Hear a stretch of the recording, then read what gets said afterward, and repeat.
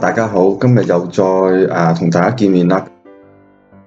首映禮或者一個 event 咧，係關於黑社會啊，或者係嗰啲叫做gangster，OK，咁佢呢個 look 咧就 perfect 嘅。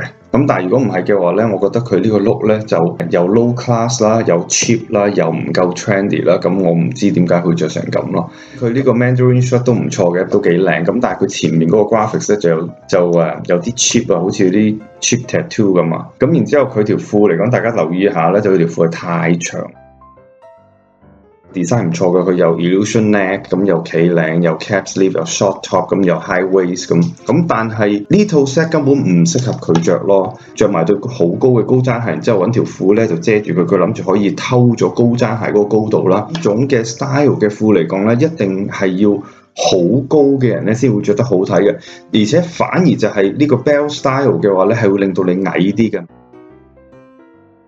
呢套西裝嚟講唔錯嘅，我都幾中意嘅，因為令到佢望埋去好後生啦、好分啦咁樣。咁但係咧就有少少我唔係好中意嘅咧，就係佢唔夠 fashionable。條褲嚟講咧係比較似嗰啲 gym pant， 因為我知道呢套西裝嚟講係新款嚟嘅，係 casual 嘅 suit。咁但係我唔係好中意呢條褲個 design， 即係俾人感覺太過 casual 啦。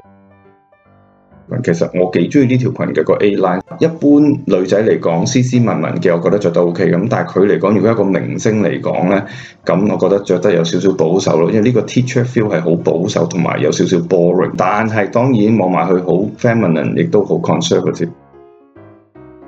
佢出邊呢個嘅長嘅棗紅色嘅 cardigan 咧，已經將佢所有任何嘢咧都已經殺晒㗎啦。俾我嘅感覺咧就係佢就着咗好似阿嫲嗰件或者屋企嗰件好舊嘅嗰個 blanket 咁樣咯，非常之差，乜都唔需要講。